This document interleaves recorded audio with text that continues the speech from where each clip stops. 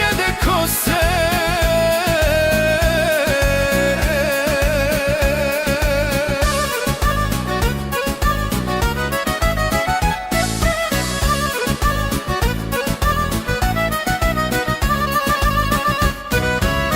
Borovine miris, ognjišta toplina, priče naših starijih slušat je milina.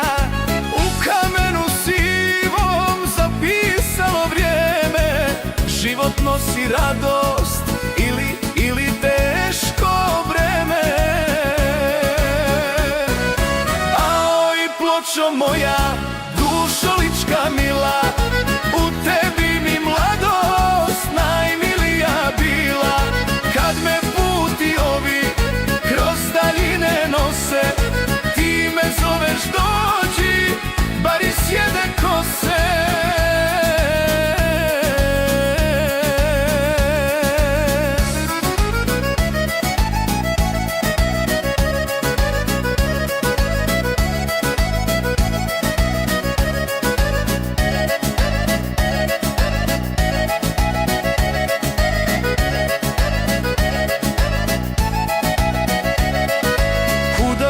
Da krenem, srce uvijek zna da je moja Lika djedovina sva.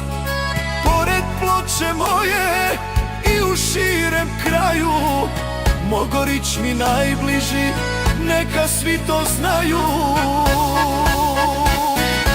Aj, Pločo moja, dušo lička mila, u tebi mi mladost najmilija bila.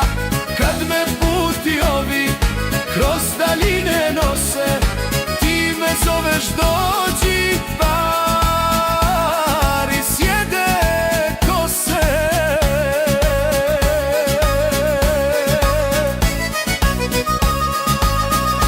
Autor Milan.